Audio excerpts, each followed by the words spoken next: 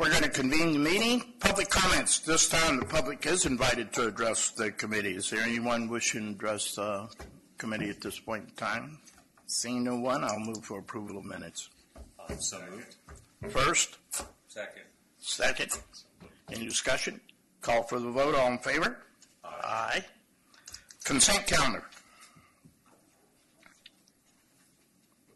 I'll move approval.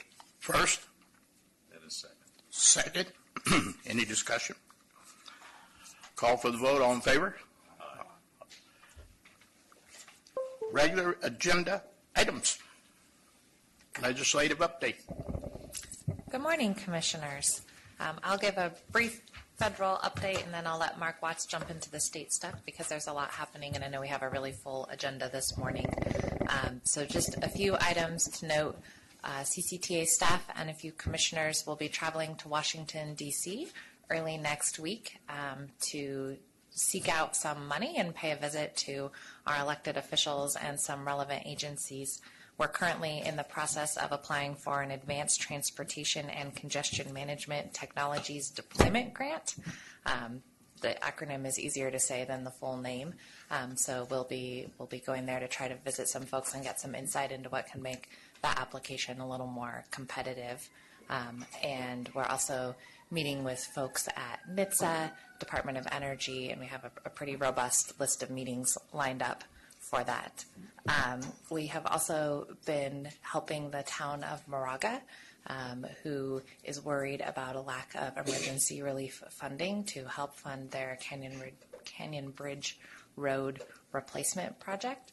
So we've been working with Congressman DeSaulniers' staff on that as well, and just assisting them and helping guide them through the process. So that's my brief federal update other than what's in your packet, and I'm happy to answer any questions, or I'll turn it over to Mark for all the good stuff that's happening in California. Thank you. Good morning.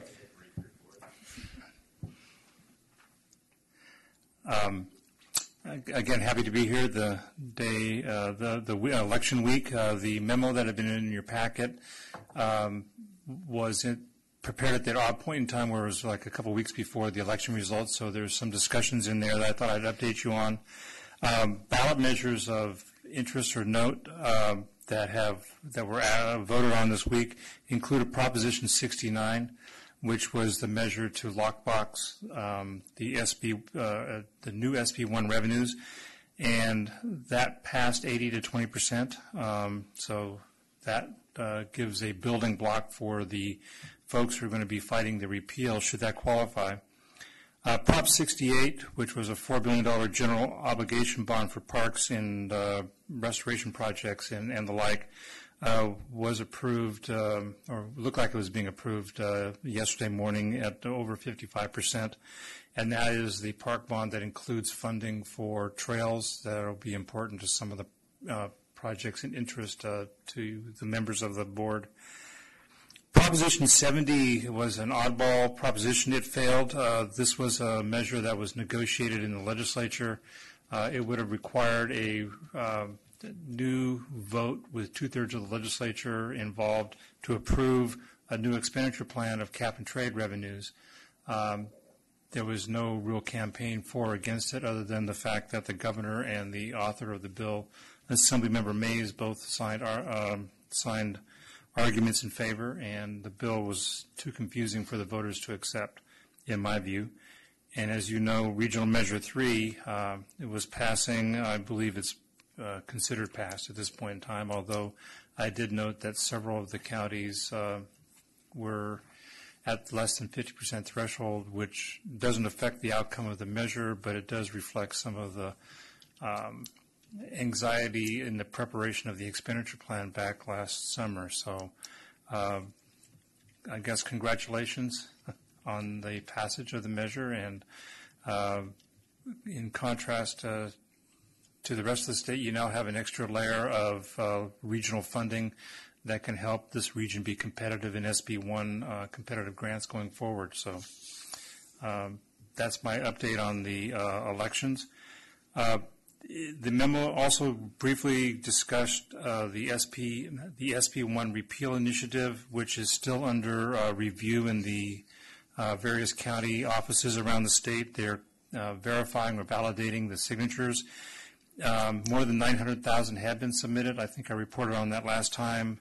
They're being validated at a 77% rate, which means they will likely eclipse the qualified amount of signatures needed to place it on the ballot. The only question now is, will they do it?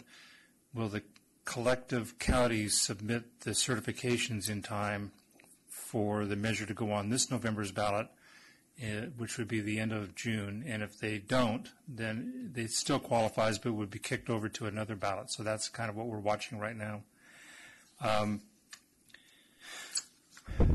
There is another initiative I want to put on your radar screen, and that's an initiative supported or established by the California Business Roundtable. It tightens state law on state, local, and local initiative vote threshold requirements. In other words, all of those now would be, by certainty, require a 2/3 vote for any tax at the local level, including the speculative potential of a local initiative by virtue of the Cannabis versus Upland decision. So this would close that potential avenue as well. I think that's under review by the county registrars. It's also clipping along at a 77% rate, so it's likely to qualify for the ballot. Whether it's 2018 or 20 will depend upon the processing time. Finally, there's a bill that staff wanted me to bring to your attention. I'm sure you're already aware of it, Mr. Chu's AB 2923, which deals with TOD zoning standards for BART-owned lands. That measure did pass out since this memo was placed in your packet, passed out of the Assembly. It's pending referral in the Senate. And I know that MTC was considering, but I could not find the minutes.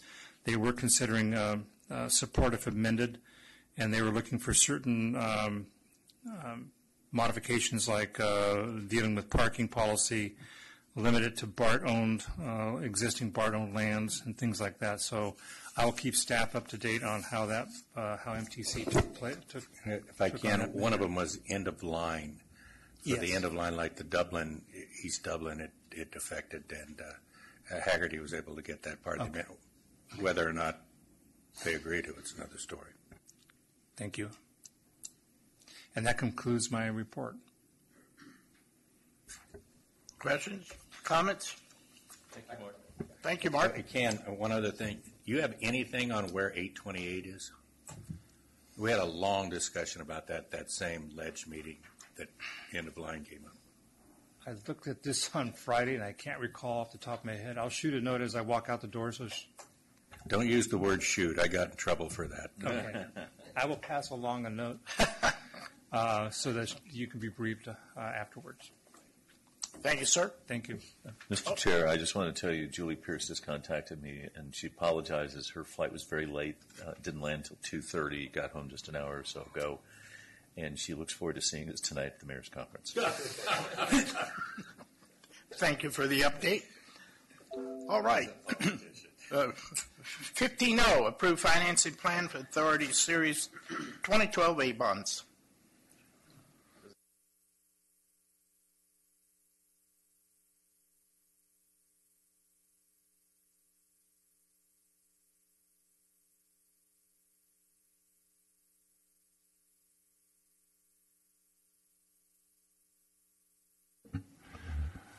Good morning, APC Chair Taylor, members of the APC. My name is Randy Carlton. I'm the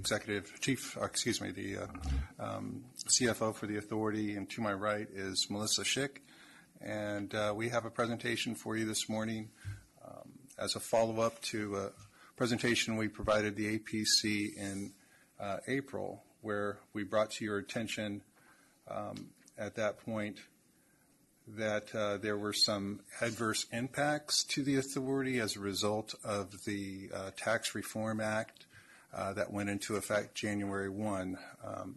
That impact resulted in about a 20% increase to our variable rate debt interest cost. And in April, we discussed that impact. We discussed some options that we'd be looking at and returning to you, and we're doing that today.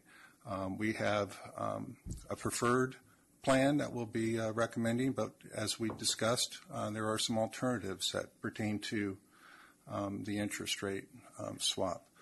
So at the end of the presentation, we will be seeking your recommendation for the plan of finance so that we can move forward and assemble the financing team and prepare the documents that will be needed for the board to approve in July. So with that, I'd like to jump into the presentation, and I'll turn it over to Melissa.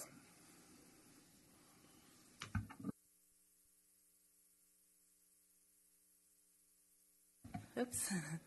Thank you for having us here today, and pleasure to return following our preliminary conversations on the authority's 2012A bonds.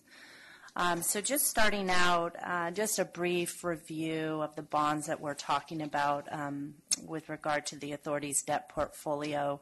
The 2012A bonds are variable rate bonds. And they're commonly, right now, they're in a floating rate note mode, and they're privately placed with State Street Bank. The terms on the bonds, a total par amount of $201.45 million. The interest rate is set as a percentage of LIBOR plus a spread. And there's a mandatory tender date in December of 2020, but the final maturity date is in 2034 on the bonds. The bonds are associated with the authority's interest rate swap. So the authority makes a fixed payment to a swap counterparty, and as well as receives a variable receipt from the swap counterparty in addition to paying a variable rate on the 2012A bonds. So just a brief background of what we've discussed with your committee previously is the mode in which the variable rate bonds are currently in is a private placement with State Street Bank. And the recently enacted tax reform has had an adverse impact on these bonds. Tax reform triggered provisions within the authority's agreement with State Street Bank, which has had the effect of increasing the authority's cost of borrowing by approximately 20%. The table on this page shows you in December of 2017, the authority's cost of borrowing pre-tax reform, as well as most recently the authority's cost of borrowing on the 2012A bonds following tax reform. So short-term interest rates have increased, but the provision with State Street and the multiplier given the tax reform impact has had the impact of increasing on a monthly basis the authority's cost of borrowing by approximately $60,000 monthly. And while there's no requirement for the authority to take action, today, as I said on the previous slide, this agreement extends through 2020. But, taking action today and moving forward with an alternative plan of finance really would immediately mitigate the impact of increased borrowing costs to the authority. But just to be clear, Sure. That's $750,000 more a year because of the Tax Act. Correct. Go ahead. So, previously in April, staff and KNN provided both your committee and the board an overview of alternatives available for the 2012A bonds and outlined important next steps for our plan of finance decision making. And one was to continue to review alternative variable rate structures for the bonds, but also it was important to, given the associated interest rate swap, to evaluate the economics of terminating some or a portion of that swap. To inform the plan of finance decisions, KNN and staff went through numerous analyses and considered various alternatives and variables with the objective of really balancing key criteria to inform the plan of finance. And most notably, we looked at borrowing costs. We looked at risks to the authority, both variable rate risks and risks associated with your swap. And then also we looked at implications of each alternative on your strategic plan and estimates within the capital program. Our analyses determine on the bond side an alternative variable rate structure. A 3-year floating rate note sold in the public market provides the lowest cost of borrowing to the authority, and it's best correlated with the authority's outstanding interest rate swap. So again, this structure would be very similar to the existing structure, but rather privately placed with State Street Bank, it would be sold publicly to public bond investors. Secondly, our analysis determined that current market dynamics with regard to the termination value on your swap are more favorable, and we'll walk through this later in the presentation.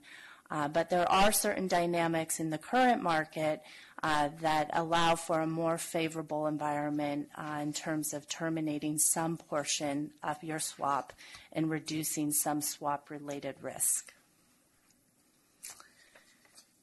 So there's 3 kind of plan of finance alternatives that we would like to discuss and bring to your attention today.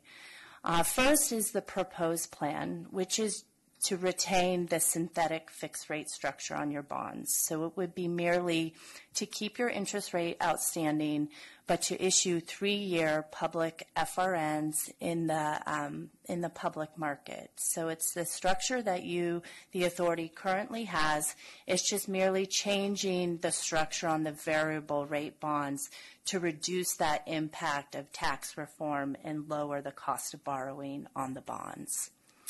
Can I? Sure.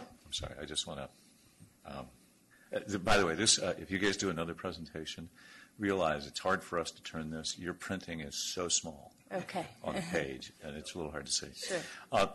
Cut to the chase, high level. This is going to cost us $12 million if we stay status quo to term out this. So when you're doing your analysis, I want to be clear because I'm jumping ahead to get to the numbers. Yep.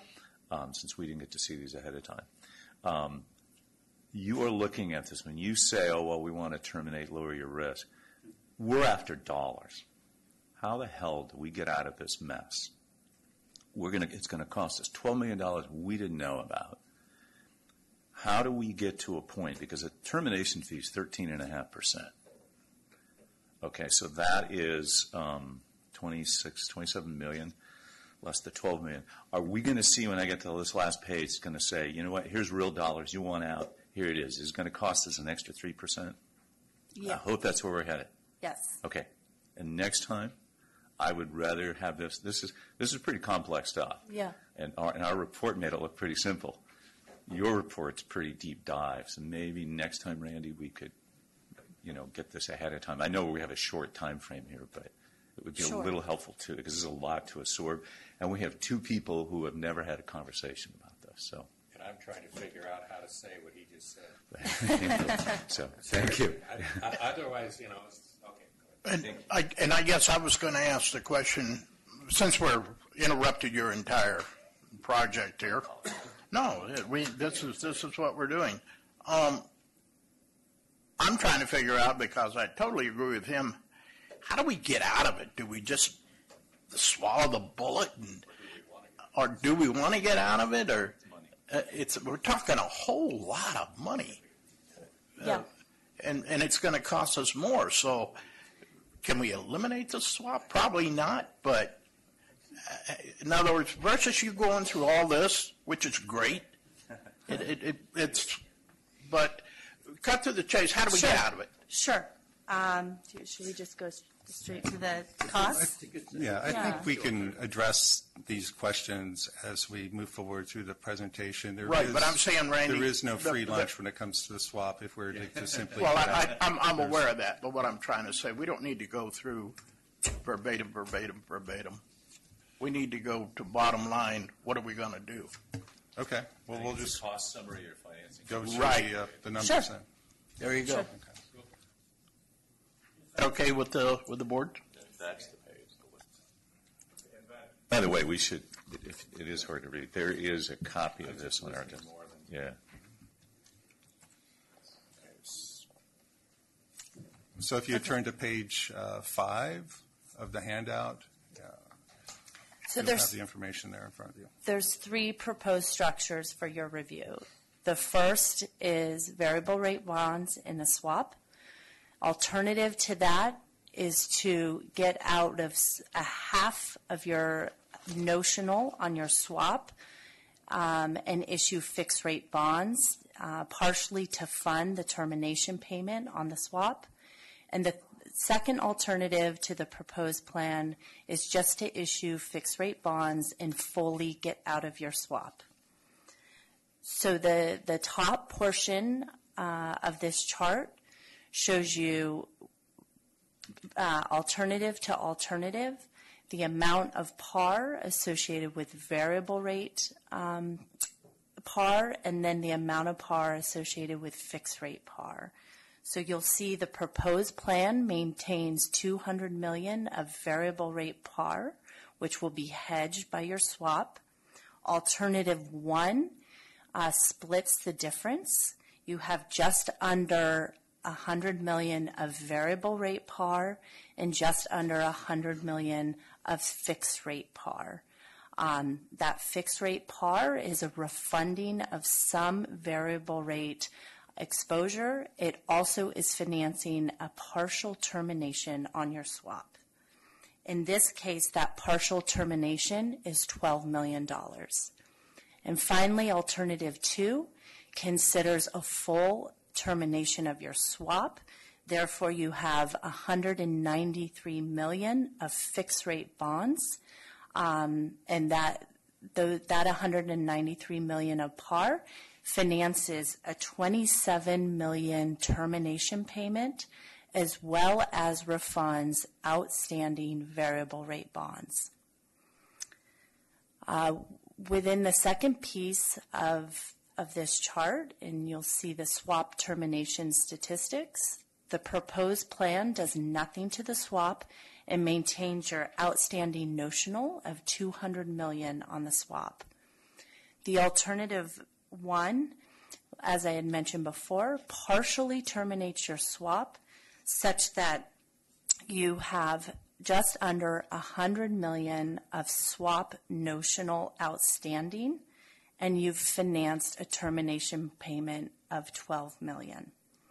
And then finally, in the current market, the termination to get the payment to get fully out of your swap is $27.7 million.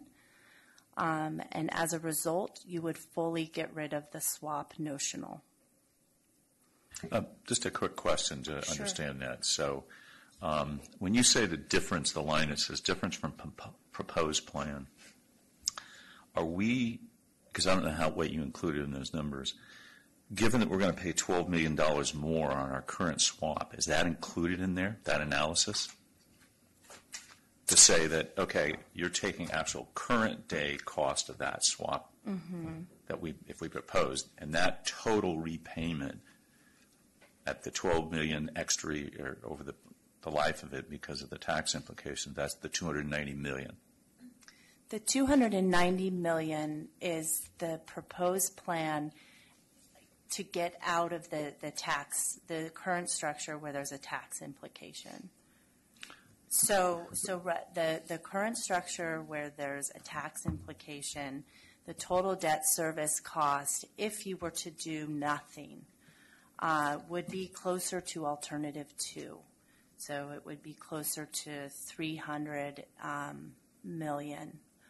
So the proposed plan that you're seeing here is the cost of getting out. Okay, of so the- what I'm after, we don't have what it costs if we stay as is. What I'm after is, in order to make this decision, what does it really cost us to stay where we're at and do nothing? What's the total cost? What's that? The total cost is $290 million. But that, Okay, but that's. that was my that's- question. That's getting out. I think Chair Amrick's asking if we were to do nothing, what would the cost to the authority Right. be? We are where we are. In order to make a change, we sitting here want to make the best value proposition we can. What is it going to cost us if we do absolutely nothing? Total cost for what we know today. And then we can compare it to these and make a decision. So what is that number? Yeah, yes. So, yeah, in the staff report, when we discussed the financial implications, the proposed plan will reduce, okay, it's not an additional cost. It will reduce our costs by $1.2 million a year from where we are currently. Okay, so that's we're not what going I'm asking. from Here's we're what going I'm from asking. here I'm sorry. because of the Tax Reform Time Act out, to a time out, Randy. I'm going to ask this real quick. And don't keep giving us adjectives. If we put this plan away, right now, what is the total debt service cost if we do absolutely nothing and you keep sending that check up until 2034?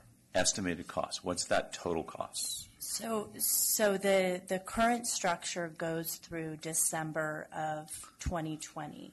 So that the cost of that structure is only valid through December of 2020. Right, because but the underlying is till 2034. What is the estimated on if we went on that route and making assumptions? What I'm Sure. after is to try to get it. We're looking at apples and oranges a little bit Yeah. to keep it a little simpler, assuming we redid that structure because they'll allow us to keep redoing it. What is that estimated cost? Right. Do we know that answer? We didn't do a calculation on so we tried to do it every 5 years on a fixed placement, and we reduced the cost of going back to the market. We tried. So now the rules have changed, so we're probably going to have to go out every 3 years again on the public market. And so what we have to do is calculate the cost of going out every 3 years. It's the total debt service, if we did nothing and take into account the changes from tax reform, okay, the existing structure.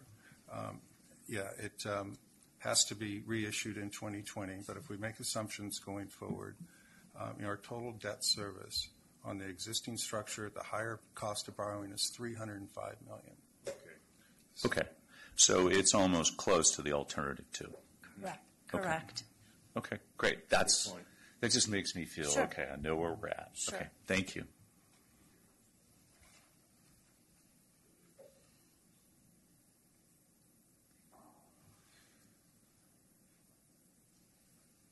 All right, so the baseline for doing nothing would be $305 million.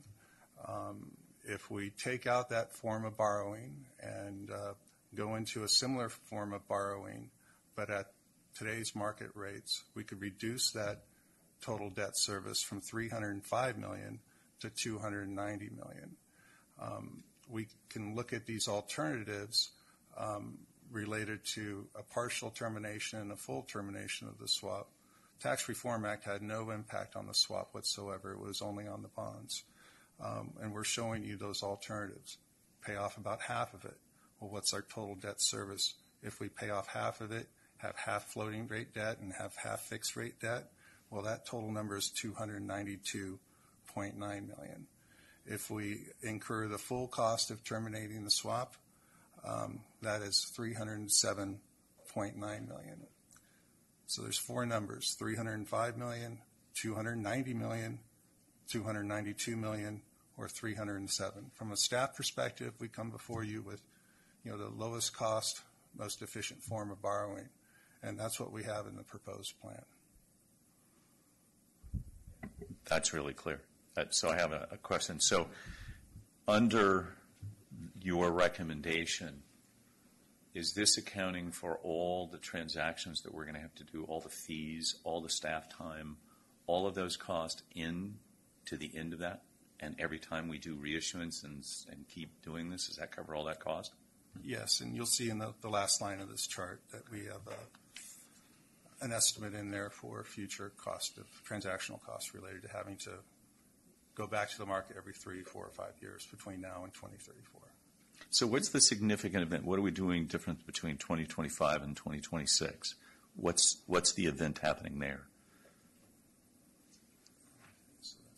I'm just looking at, you can see. Sure. So is that because something's defeasing at that point, and then we pick up the? So your swap, the way your swap is structured, there's maturities between 2026 and 2034. Okay. The partial termination just terminates the swap maturities in 2026 to 2030, and the full termination terminates the swap maturities 2026 to 2034. So what are the other, if you, and again, you guys have a fresh look, and we really appreciate that. If that you have, and these pretty much don't exist anymore. These are all the cleanups that were left over from the downturn in the economy. What else can happen? What are the other things that can affect us, right? We didn't know. There wasn't a person sitting up here that knew that we had bonds that had a clawback in it. What else can happen? Because it's estimated that our economy is going to go through a lot of turmoil. I sat in a meeting yesterday. This is on real estate, totally different. But they were doing projections on interest rates and what things are going to happen. What do you guys think? What else can happen to this? And even if we go with your recommendation, because we're still 100% in a swap, LIBOR is going away, right? We know that that's a matter of, what, months? How is it that contracts can still be valid if the principal defining term vanishes?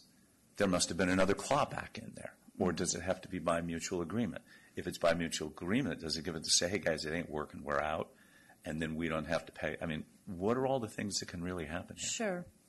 So stay in the status quo with the current structure.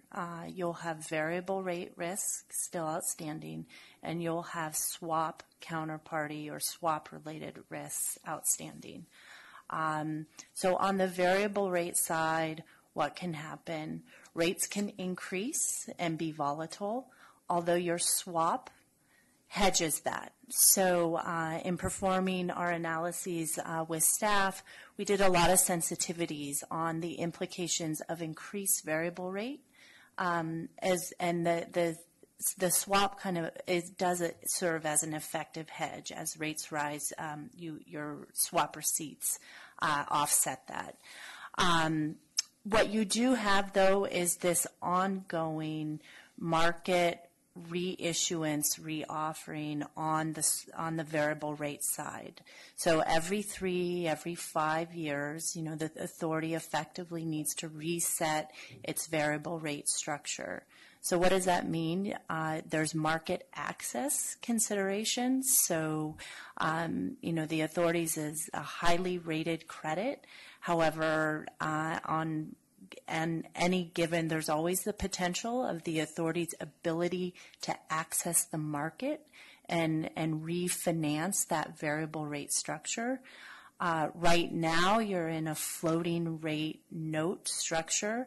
The proposed plan, proposes a note that would not require a bank support. In the future, you may be in a variable rate structure that would require bank support on your structure, and that bank credit market is volatile, and the cost of that is volatile. So that's some of the variable rate risks associated with the structure. There's also the swap risk, the counterparty value, the value of your counterparty in that contract.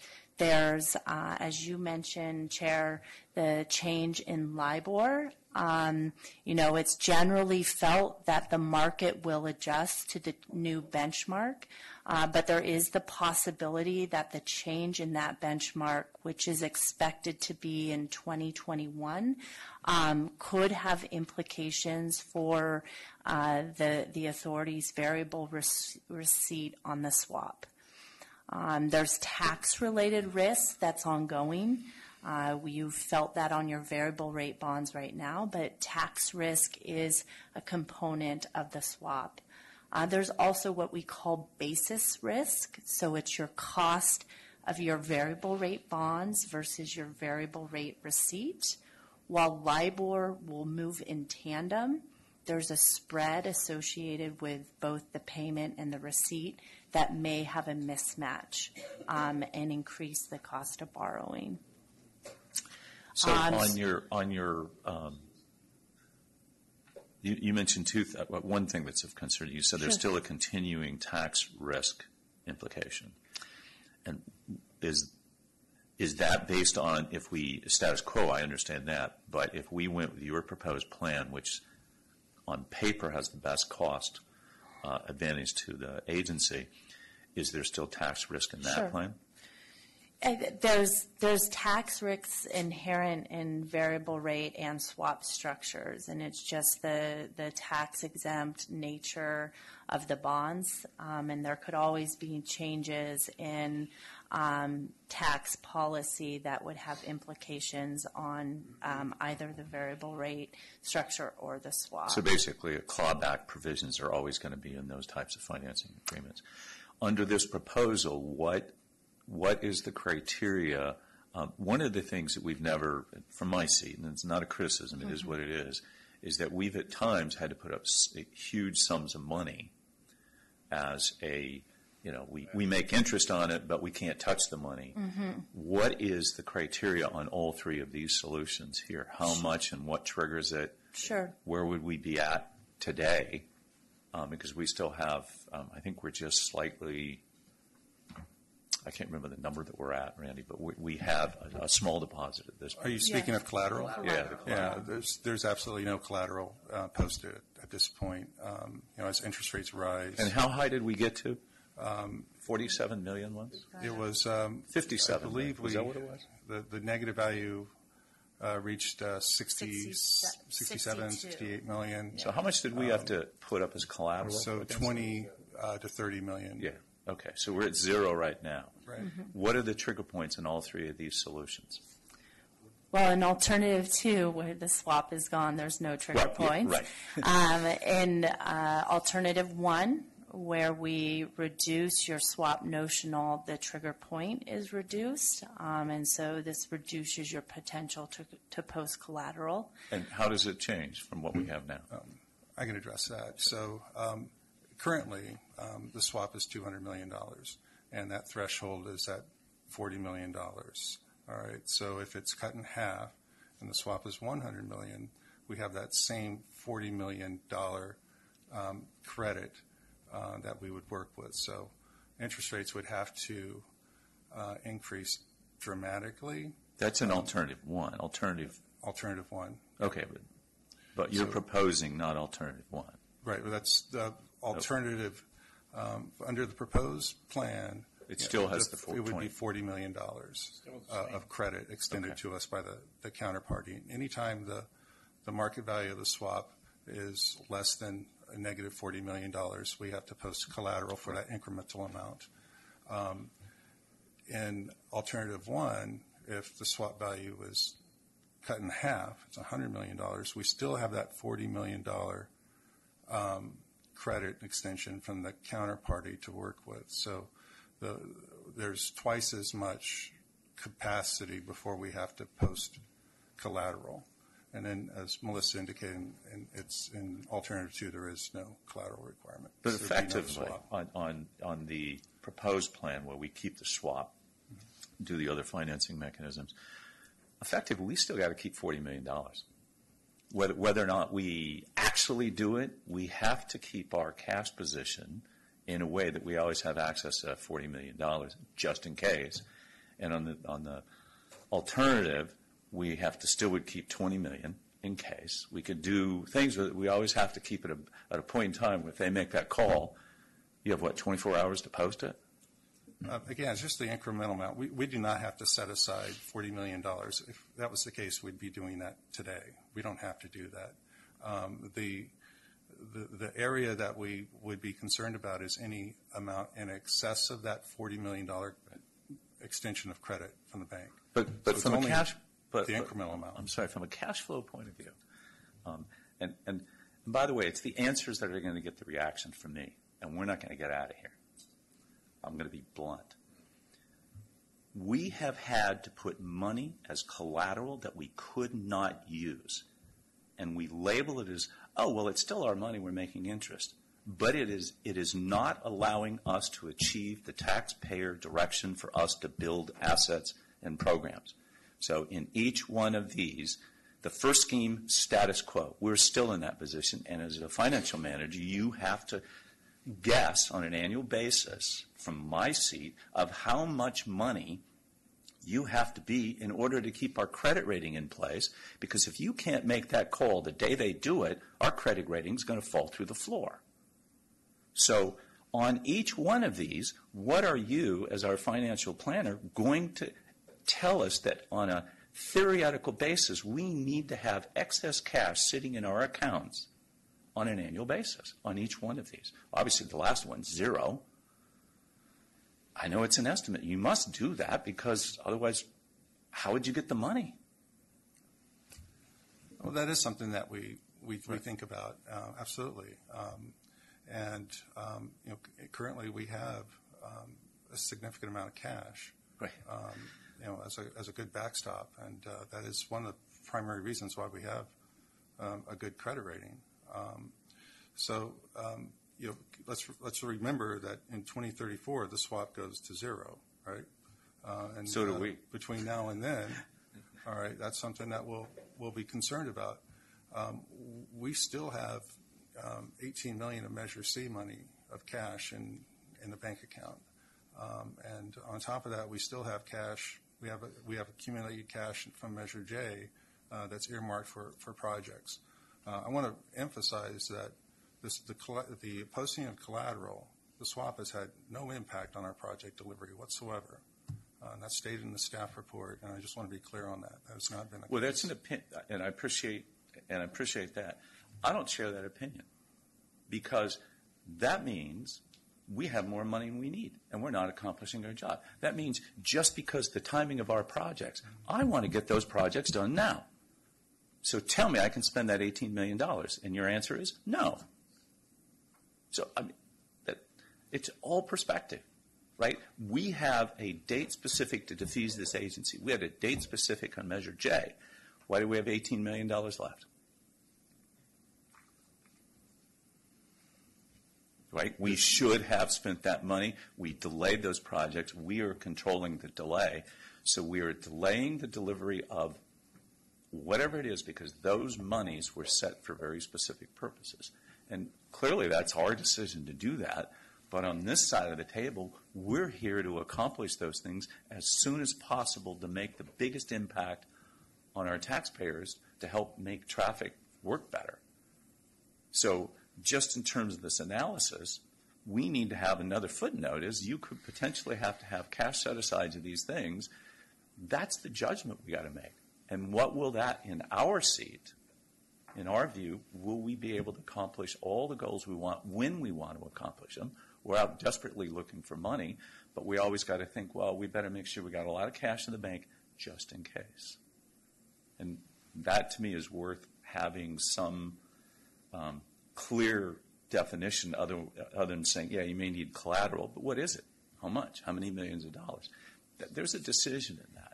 It'd be like owning your own house, and you go to, well, I don't want to go there, but there are other ways to do it. I just think I am deeply concerned, or remain concerned, on these proposals that we're not really being transparent as can be about our, and we call it risk and risk tolerance. I'm not sorry, those are the wrong words. How much cash do you think at any given time? And we can look behind us and know how many millions of dollars at certain times we had to put up collateral. Therefore, from a prudent responsibility, we can take that average and say, on an average annual basis, we probably need to make sure that we have unencumbered $18 million a year. I don't know, whatever that number is. We should be transparent on each one of these scenarios and say that's what we estimate. And obviously the second one's only half that, so that's great. I'm totally shot. The number that I gathered from you was we need on the current position, we need what, 27,000, or excuse me, 27 mil, correct? To get out of your swap, correct. And that was as of the end of May, that valuation was made. And that number is moving around. You want to throw anything into this? Well, I just want to make sure Commissioner Arnerich is okay. Because I'm not going to add anything. I don't want to throw anything on the fire. So if everything's okay, I'll just, but we generally are very optimistic on project delivery. And that's kind of what Randy Carlton was talking about Measure C. You know, we wanted to deliver all the Measure C projects at the end of Measure C. And 684 Phase 3's got some Measure C on it. And we did everything we tried to do to get those projects ready to go. And we allocated the budget just in case if it does go, but it's building cash because we can't get that project delivered. Now we're going to deliver it and those Measure C dollars that have resided in an account somewhere, you know, gathering 35 basis points, whatever it was, it's there. And so we use those things as collateral to balance the swap when we need to. And so it's not technically holding anything up because we try to deliver everything we possibly can out. But we're also very optimistic on when we build a budget based on, and what we started to do was show the local delivery as well. There's all these promises, and those projects are, 2, 3, 4 years in the delivery process. And so there's a lot of synergies between the budgeting, the mechanism that we use to accelerate construction, because all of this is designed just to accelerate construction and take years and out year money, bring it forward, and then allocate it now because it's cheaper today than it will be, 20 years from now. So we're trying to put ourselves in the best position using the best tools we can on a financial basis to support that acceleration of delivery, like San Pablo Dam Road or Central Avenue or 684 Phase 3. And so we do not. Very well said. Yeah. No, really, and I don't want to disparage. I'm just a little frustrated because there were lots of reasons we shouldn't have done this, and that we even this agency did it before. It didn't work out. We did another one. It didn't work out. And it didn't work out because the face value had a word in it that starts with an R. What kind of risk? We have zero risk on all of our other financing. Zero. We don't even talk about it. So we do have, and we are the best agency around. And the way, Randy, you manage our money, and Randy, you manage the organization, and pairing our financial plan and our project delivery and to accelerate those delivery programs is outstanding, without question. My frustration is to talk about this in a way that keeps it simpler, and you guys are doing a great job. But we do have to account, and this is totally from this seat, when we sit on this side, when we hear, well, we do have to, in our plan, hold back cash reserves, and no, it doesn't affect it. But you know what? Maybe there are things that we want to do, and we want to get them done. So it really does, and it doesn't.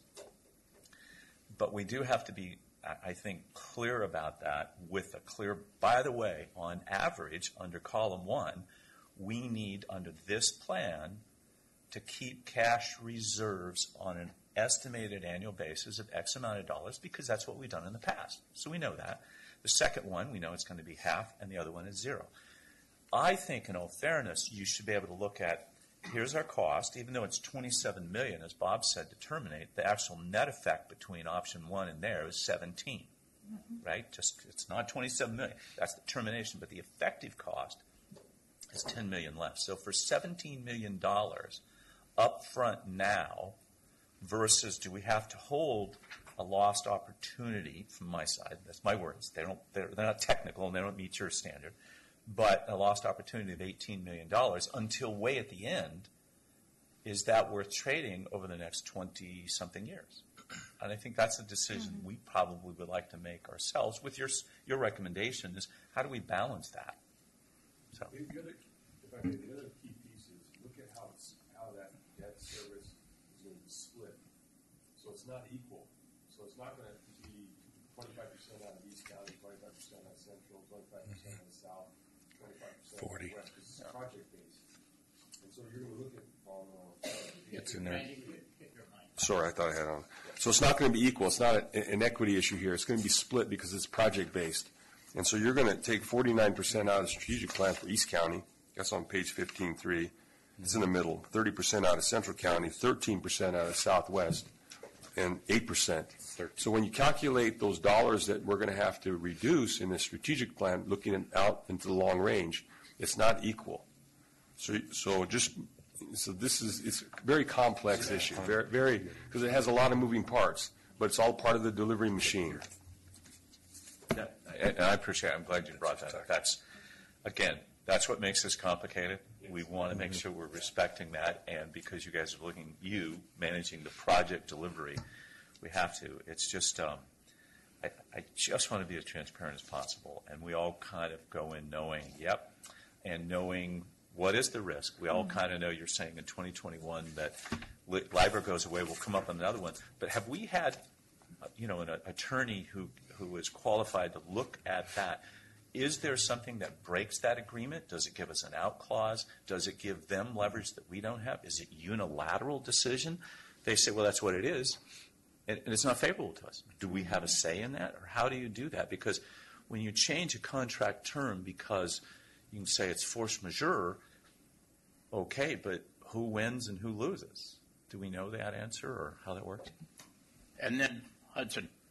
Yeah, I was going to wait till he got his answer, but I can tell you because I remember that our wording was LIBOR or another one if it went away to that effect.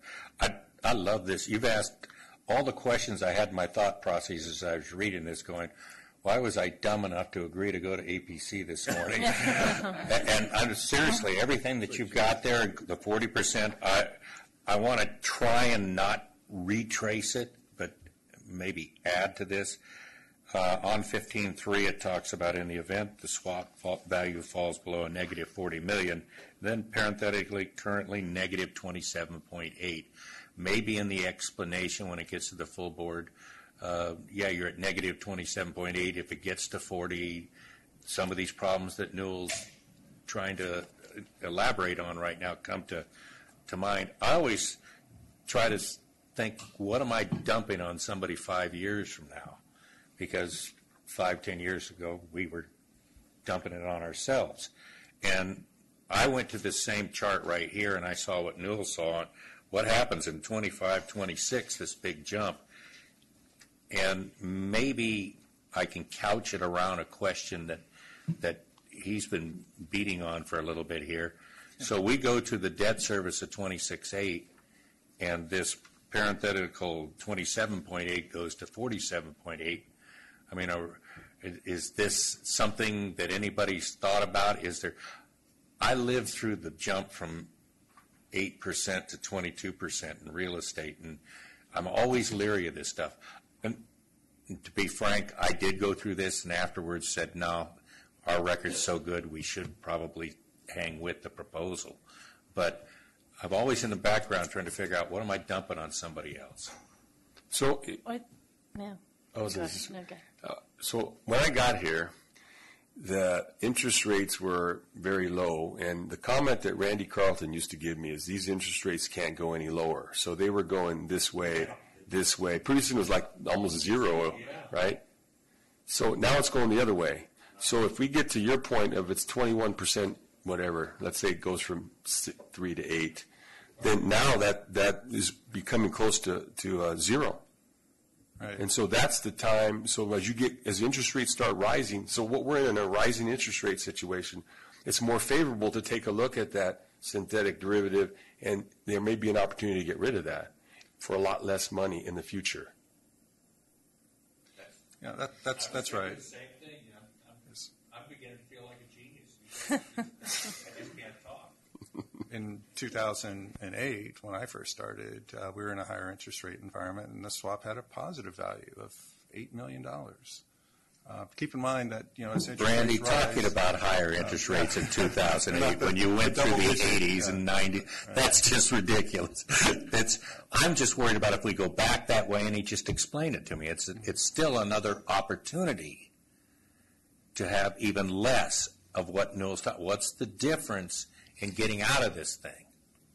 Right, but yeah, you can look at something that you have and say, wow, if it goes really bad, this is a great deal. You know what? If we had bought the cheap fixed rate interest, we'd not be having all of these conversations, spending all this money and time and no risk. So we are where we are. So given everything we've said, so the recommendation is still option one? yes, it is the lowest cost option. But for Granted, for $2.6 million, we could shed half of this. So why is it only 2.6? Maybe just explain. I can get rid of 100 million of the swap. So why does it cost me for that next 100 million, 12 million? Yeah, it's Yeah, not a 15. it's not a proportional equation. Yeah. To answer your Exactly. question, it has to do with the different interest rate curves, It has to which we do- could show yeah. you.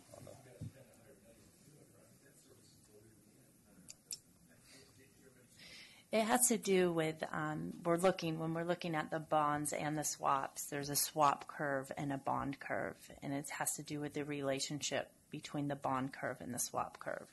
Right now, the current environment, that relationship is favorable. Let's look at these two charts. The chart on the left is the current environment. Your swap value is the $27.7 million.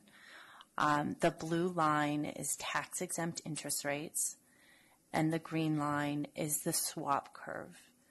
The greater the difference between those curves, the better, the more favorable environment it is to get out of your swap.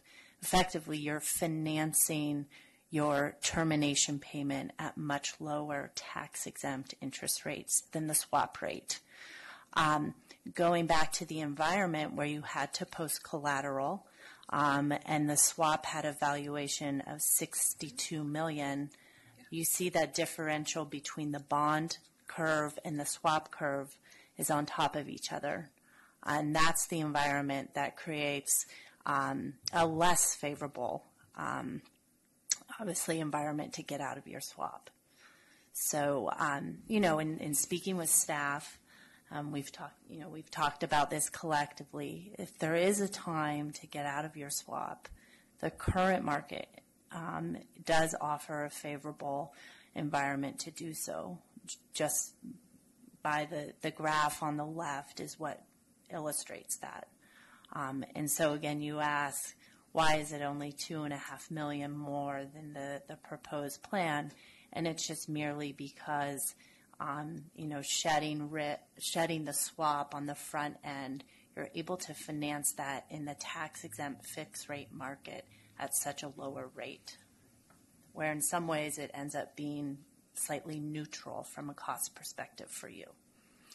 So is there another way maybe to think about it? Because obviously I'm of the person who wants to get rid of this, but I don't see the 17 million as the solution today. But it seems mathematically it's quite attractive to reduce our risk for 2.5 million and reduce our obligations for future collateralization requirements.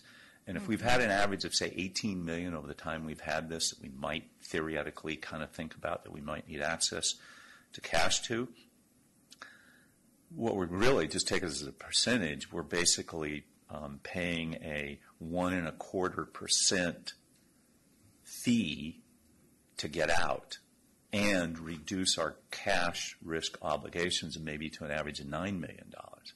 So would you say, maybe looking at it in that context, is that a better recommendation than staying with status quo and just redoing financing? Pay that 1.25%, the $2.56 million. Is that a better position to be in, you think, long term?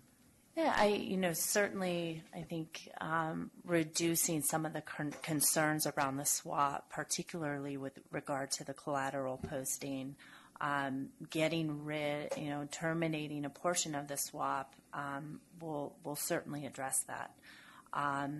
In speaking with staff on preparing the recommendation, really the focus was driven by the overall cost of each alternative. And that's, putting maintaining kind of the status quo. The reason that alternative was put forth is that's just merely the lowest cost.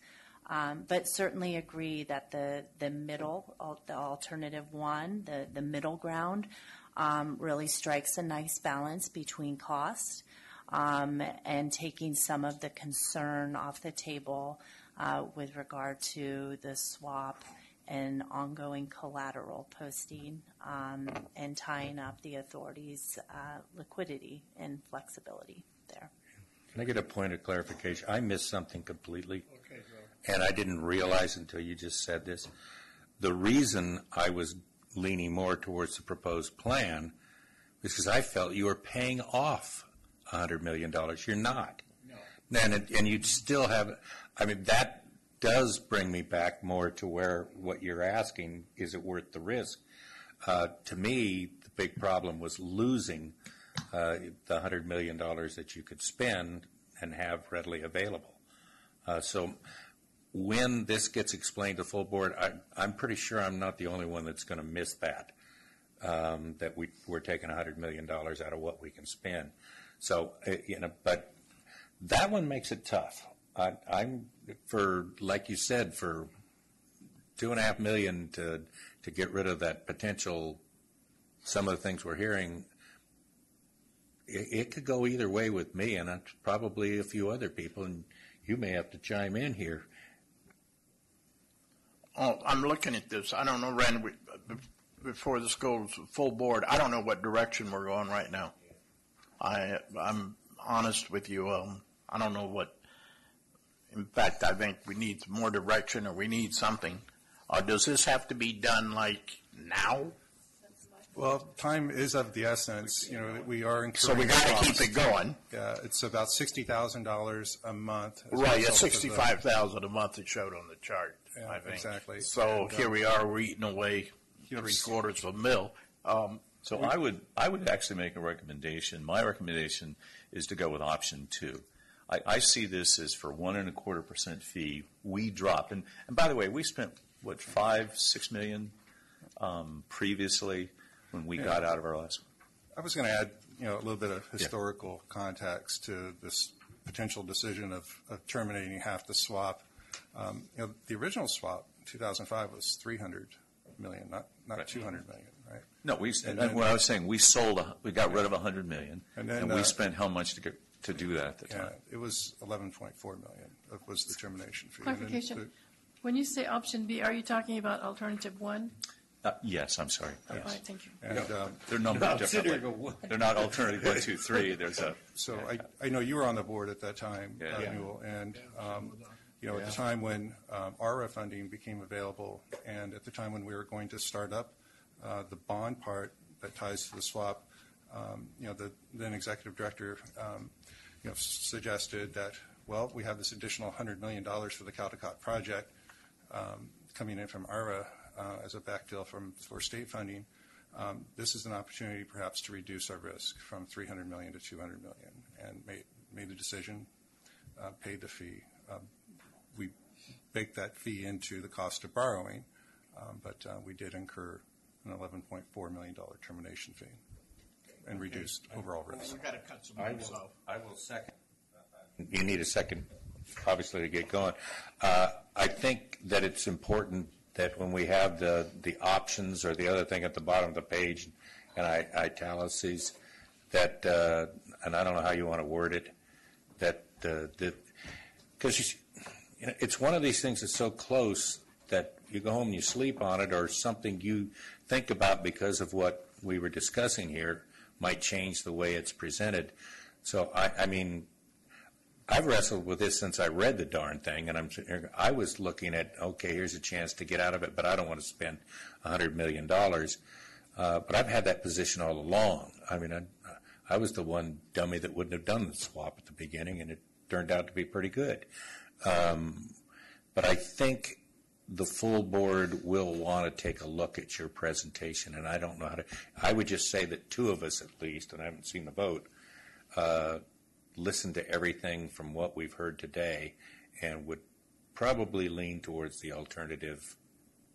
What do you call it? One, but I mean, I'd listen to it again at the full board, and I think that there may be something that comes out that we didn't get today, and I'll just leave it. There's two of us right now. Well, to begin with, many years ago, I agree with Newell that I would have gone for the fixed rate to eliminate all of the interest rate fluctuation. But in the alternative, I agree that alternative one at least gets us halfway there. And that sounds about right to me. My question, and you know, I can for you guys, when you come to the full board, maybe we don't. If you start out the way we did today and on and on and on, you're going to lose the board, number one. And then I don't know what kind of, you know where I'm going with this, right, Randy?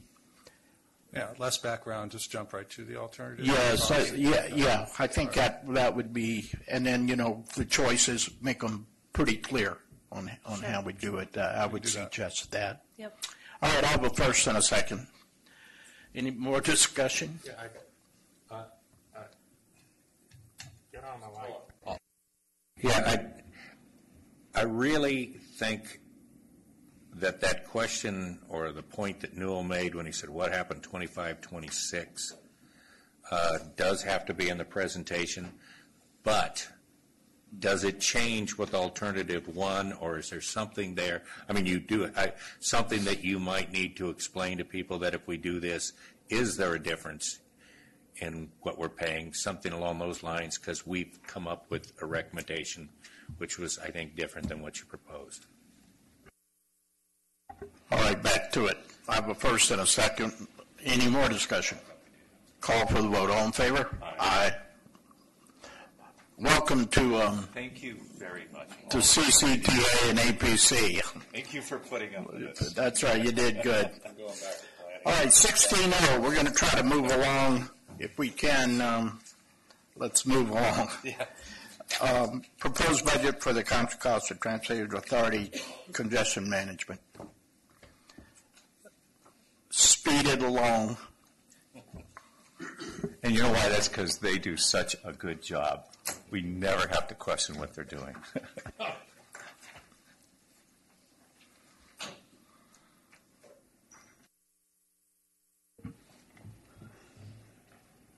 Hey, what'd you do? So Brian put it in a small box.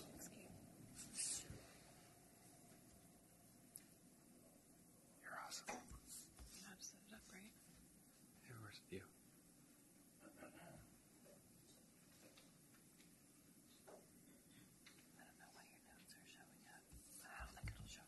No, but how does it show up here? I can't see it. I can't read this. How do you do? All right.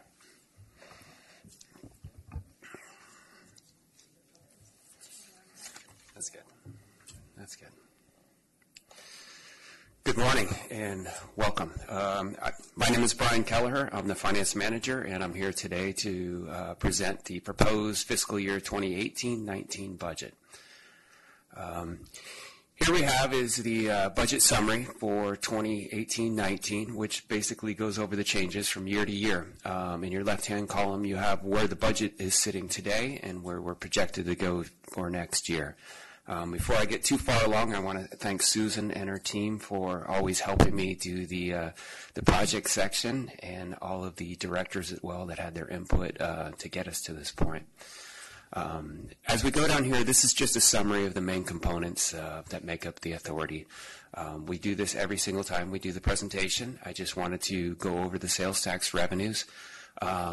We have a slide for that following, and each of the individual uses, the projects, programs, planning, administration, and debt service, we have individual slides for that except for the debt service piece. So we have a budget going up $61 million. in a lot of situations, that's going to look like a lot of money. When I was talking to Mr. Iwasaki yesterday, he says, this has to be the largest budget we've ever done. So I went back about 11 years, and I looked at the budgets that we had, and our largest budget was $333 million. So this is ranked number 5. We all remember the Caldecott Tunnel and all the work that was done on Highway 4. That got it pretty high up there. So as you look at last year, we were kind of on a lower side. Hitting to next year, we have a lot of large projects and exciting projects. We're talking about Highway 684 interchange. We're doing the I-680 HOV, and then we're also finishing up in East County. Mr. Ivan is working hard out there at Balfour, so thank you very much. So here we go with the sales tax revenues. It's projected to go up 5.38% versus the budget that we had at the beginning of the year. When I do the budget, I always try and stick around 2% because we never know which way the economy is going. So far, year to date, on our sales tax revenues, we take a look at the point of transaction sales. We're up 3.37%. Our number one producer in there every quarter is usually retail sales. You can see that construction and heavy equipment is up at about 13.3% of all of our revenue for the authority. One of the nice ones to see in here is gas tax. Not us for consumers, but we can see that our revenue is up about 11% over year. So sales tax revenue continues to increase, but unemployment rates are low. The economy is doing really well, so our revenue should continue to increase. But I don't have a crystal ball, so I can't project too far. A lot of our capital projects, which make up the large sum of money that we're spending for next year, is also funded by federal, state, and local funding. We have the RM2 funding of $10.3 million that's coming in. We have a little bit of BAD funds to finish up one of the projects. A large number in there is ECRFA, $13.5 million, which is going to go towards Balfour. When we did our budget last year, we used all our Measure J funding up front to get that project going, and we had an agreement with ECRFA that they would come in and fund the last portions of that, so we're getting there really quickly. We also have planning, congestion management, and our priority development areas that also have some federal funding and local money in there as well. We also have our TFCA money, which is going up. It's about $1.5 million this year. We're getting $1.7 million for next year. And then we also have the funding agreement with the state of approximately $3.5 million. We're going to get about half of that money next year, hopefully, to work on the Gomenham station. And capital project funding is something we always want to highlight because that's the bulk of where all our money is spent. So this is the Measure J projects, categories 1 through 9. You look at the Caldecott Tunnel, we still have about $7.9 million left to go. That's going to be Measure J funded.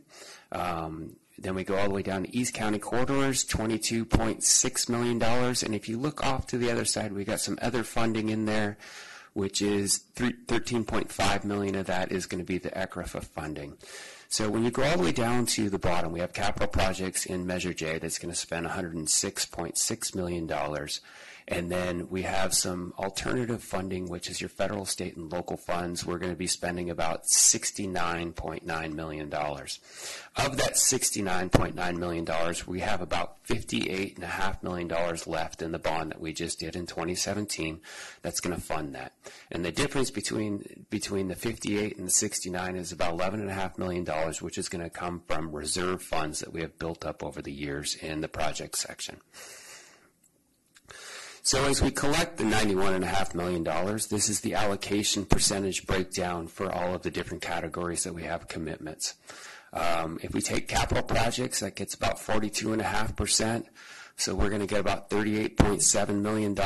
We have the federal, state, and local funding that's part of that. And then also in that $97.1 million is $58.5 million of bond proceeds that are going to come in there to help fund that.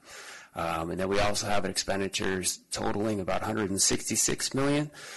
And then there's going to be about $30.3 million that's going to be left to come out of the reserve because there's some other projects and programs that are being delivered in there. And as we go down the list, some of the big jumps in numbers this year is transportation for livable communities. That's going to use about $8.4 million of funds that have accumulated in prior years. We have plenty of reserves to fund all of these negative balances. As we come down, there's about $41.4 million. That's Measure J funds that have built up over time that will be used to fund all of these projects as they're completed. And then we have the Measure C projects. We have about $8.4 million earmarked for next year. And here we go. Here is the list of the Measure J projects. We talked about 1 through 9. Some of the additional funding in there is sub-regional major streets improvements. That's going to go up to about $11.3 million. And so the subtotal in there is about $124 million in Measure J projects. That's going to have some external funding. The change year over year is $48.8 million. You look at the 680 corridor, that jumps up $24.6 million. We have the I-680 SR4, which is going to go up about $35.5 million. So that's where the major changes between last year and this year take place. So administration is about $2.3 million. That's going to go up about $157,000. The limitation that the authority passed through the strategic plan is a 1% limitation for administration. We're going to fall in there at about $735,000, which makes us about 0.81% of the 1%. Another part of balancing our budget and our fiscal responsibility is our pension rates are really low, and we reflect some decreases due to some lower authority rate assumptions. And also with the passage of the PEPRA law, our future liabilities have been reduced because of that. The programs division has about $63.3 million. There's an increase of about $13.7 million. The local and sub-regional street maintenance, the return to source funds, so it's about 20%, is going to be about $18.3 million. Will go to the individual cities and the county to fund their local street maintenance. The transportation for livable communities is going to be $12 million. That increased $9.2 million. In there, we have one of the larger projects in there is Sycamore Valley Park and Ride, which is about $1 million. And then we also have the pedestrian, bicycle, and trail facilities, which is going to be $6.8 million. Increase over year is about $4.6 million. And in there is the Del Norte, $2.4 million for some projects there. Due to the fluctuation year to year in this category really depends on the project proponents, the individual cities and the counties and the other agencies that we work with to get these jobs done and delivered. So until they're completed, the authority continues to acquire funds and earmark funds for these projects and holds on to it, which is part of our cash balance. In the program section, we have the new program for the GMS, which is funded by the state of California, which we had mentioned is about $3.5 million.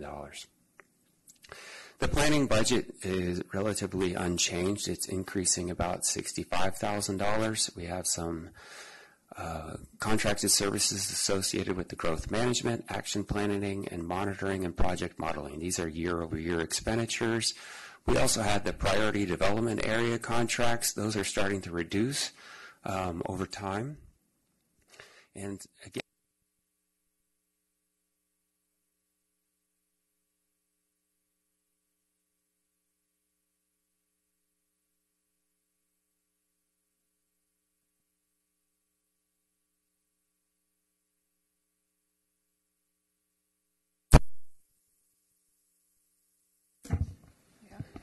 I forgot to mention we need to add some funding for fixing this.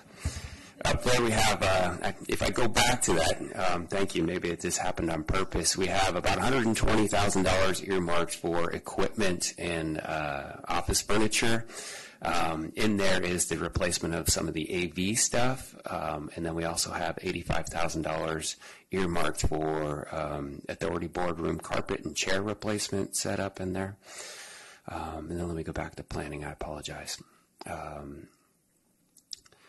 Debt service is set to be at $38.9 million. After we just had the conversation earlier, that will end up changing. The principal amount due currently is $16.4 million for next year. Interest amount is $22.5 million. The principal amount will not change based off of our current structure. The interest amount due will change pending any revisions that we make to the 2012A schedules. We also have a balance of about $58.5 million in bond proceeds. That'll be drawn down as we have expenditures in the capital projects. Should the capital projects not use all of those expenditures in this particular time frame, just like last year, we will hold on to the money, and those will be earmarked for the following year. With that, we will be taking this to the full authority board. We will have a public hearing and seek for the authority to approve the resolution adopting the budget. Questions, comments? I move approval. Thank you. First. Second. Any discussion? Call for vote. All in favor? Aye. 17-0, program, project. What did I say, 5-0? 17-0. Oh. No, he was going to 17.0, the next one. This man is fast. 17-0, but here we go. Program project management, amendment number 4 to agreement number 435 with Santex. And also, move along. Good morning, Chair and committee members. As you all know, the authority relies on program and project management consultant to assist the authority in delivering of the capital improvement program and implementation of projects identified in the expenditure plan. The consultant essentially acts as extension of the authority staff. So Stantec has been providing these services under agreement number 435 since April 15, 2015. And the agreement has an initial 2-year performance period and an option to extend by 2 one-year extensions at the discretion of the authority. In June 2017, the authority approved the first 1-year extension in the amount of $4,416,732 for a total new agreement value of $13,306,732. This amendment also extended the agreement termination date to June 30th of 2018. So Stantec has been providing needed support for expansion of Contra Costa 501 programs, development of the SAV pilot program, and also making the Momentum the station a hub for testing and innovation. These tasks require the expertise and key personnel of the Stantec team to complete by the end of the year. In addition, the Stantec team has developed a historical knowledge of the authority's projects, some of which are currently under construction, such as SR4 Balfour and I-80 Central Avenue Phase 1, which are anticipated to be completed at the end of the year. The team obtained approvals for the I-680 southbound express lanes and 680 SR4 Phase 3 projects, all of which will be advertised and put into construction this year. The Stantec team has been restructured while retaining key personnel, and this new arrangement will reduce overall costs as more work will be completed at a lower overhead rate. Due to the restructuring of the team, staff is recommending construction oversight be performed under a new agreement with CME, Coal Management and Engineering, for 1 year. A new agreement will streamline the coordination, communication, and administration of authorities' construction program for inspection and management of the construction program.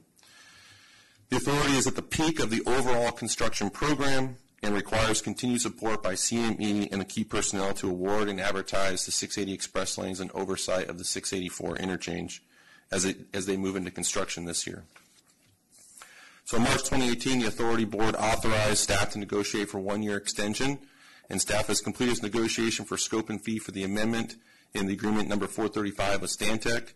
And negotiated scope and fee for amendment number 435 is $1,396,570 for Contra Costa 501 programs, $1.236 million for SAV pilot project, and then the $3,182,618 for project and program management for a total value of $5,815,188. The $1,236,000 for the SAV pilot project is 100% reimbursable through the $3.5 million grant received from California State Agency in July of 2017. Staff has also completed negotiations with CME for agreement number 498 to perform construction oversight, inspection, and management for $927,916. This will be the final 1-year extension of the agreement with Stantec and CME. Both agreements will terminate on June 30th, 2019, and staff will seek authority board approval in early 2019 to solicit proposals from consultants for PPM services. So for the above reasons, staff seeks authorization for the chair to execute number 4 to agreement number 435 with Stantec in the amount of $5,815,188, and execute agreement number 498 with CME in the amount of $927,916 to provide additional PPM service for one more year. Happy to take any questions. Was that the total sum? We did go fast, which is great, but when you said what was reimbursable, is that included in here, or is this the total value of everything? So the $5,815,180 is the total value of everything, and the $1.236 million that is reimbursable is included in the 5.8. Oh, okay.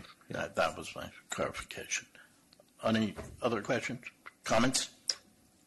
I move the item and appreciate the expeditious report on this. Right, very fast. First, second. Any more discussion? Call for the vote. All in favor? Aye. Okay. Looks like you're staying there, huh, Tim? I'm going to recuse myself from this. Okay. Okay. 18.0, Connected Vehicle Autonomous Vehicle Program, update Master Cooperative Agreement.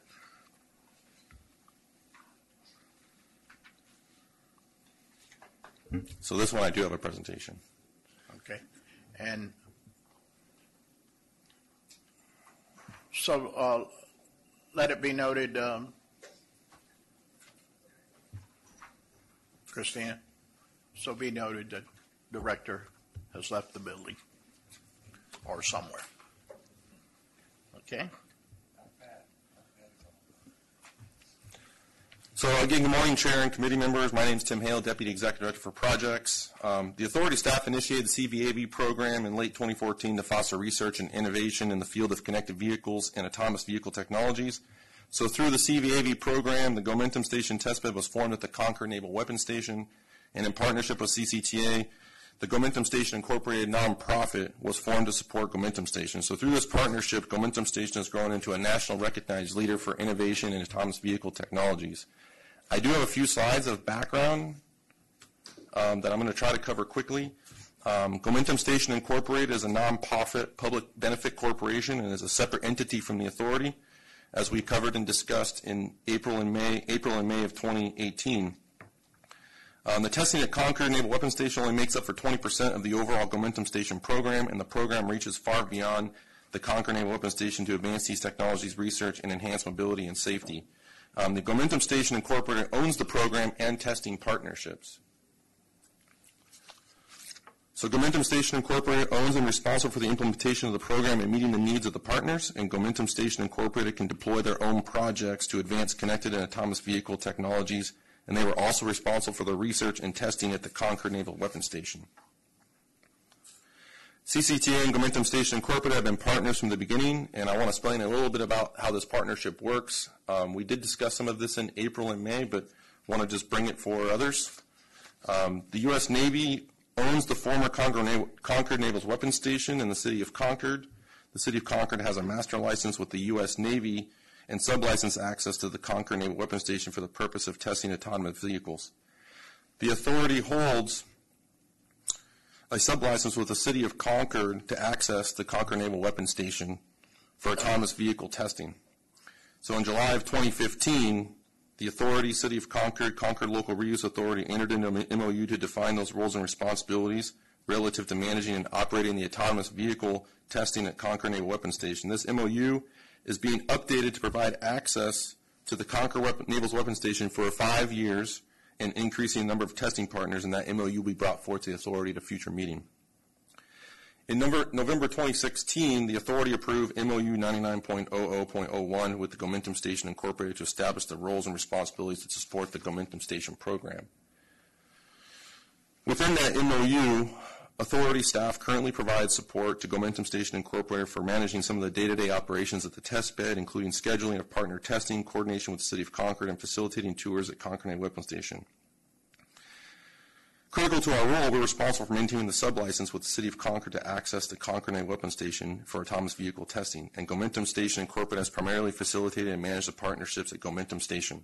Through the MOU with City of Concord, the City of Concord is responsible for scheduling and coordination with the Navy.